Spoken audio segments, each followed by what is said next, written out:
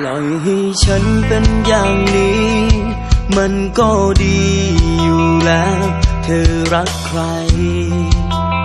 ไม่ต้องบอกกันไม่อยากได้ยินคำนั้นคำพูดมันรุนแรงเจ็บทิ่มแทงเกินทนรับได้ที่ฉันรัก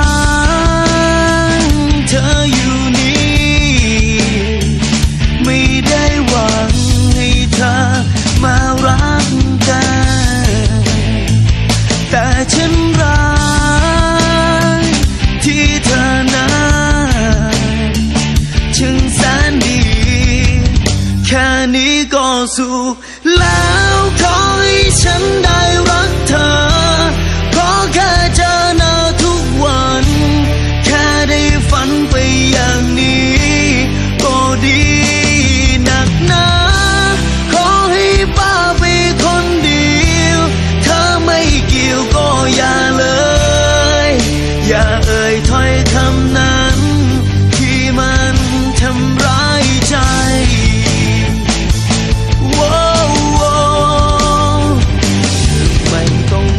ฉันเลยเพราะฉันไม่เคยมีค่าในสายตาเธอฉันเข้าใจแต่อยากจะขอเรื่องเดียวให้ฉันรักเธอได้ไหมจะไม่ทำให้เธอต้องหนักใจที่ฉันรักเธออยู่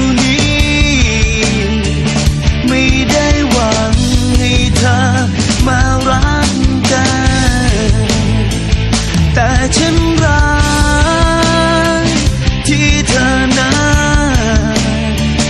ช่างแสนดีแค่นี้ก็สุขแล้วขอให้ฉันได้รักเธอขอแค่เจอหน้าทุกวันแค่ได้ฝันไปอย่างนี้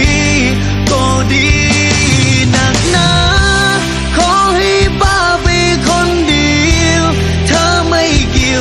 อย่าเลยอย่าเอ่ยถ้อยคำนั้นที่มันทำร้ายใจ